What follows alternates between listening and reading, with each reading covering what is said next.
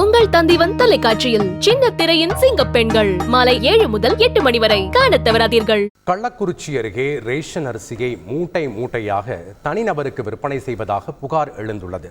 அது தொடர்பான காட்சிகளை பார்க்கலாம்.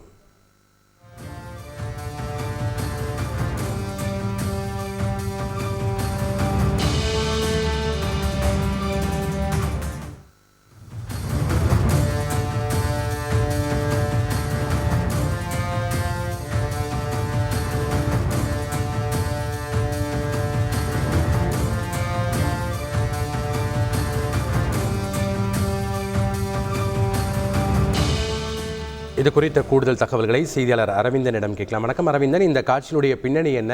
இந்த கடை ஊழியர் மீது துறை ரீதியான நடவடிக்கை எடுக்க வாய்ப்பு இருக்கிறதா, இல்லை நடவடிக்கை எடுக்கப்பட்டிருக்கா? விவரங்கள் என்ன?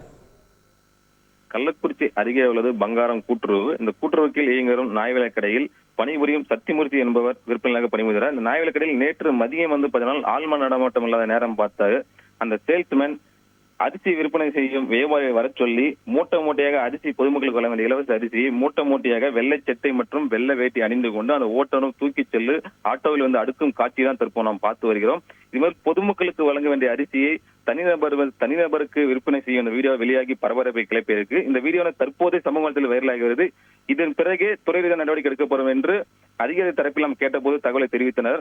அந்த மூட்டை அதாவது பொதுமக்களுக்கு வழங்க வேண்டிய அரிசியை கடத்தி செல்லும் அரிசி வியாபாரிடம் மூட்டை மூட்டையாக அது கவர்மெண்ட் வழங்கக்கூடிய அந்த மூட்டை சாக்கு பையோடைய தூக்கி ஆட்டோவில் அடுக்கி கொள்ளும் காட்சி தான் தற்போது நாம் பார்த்து வருகிறோம்.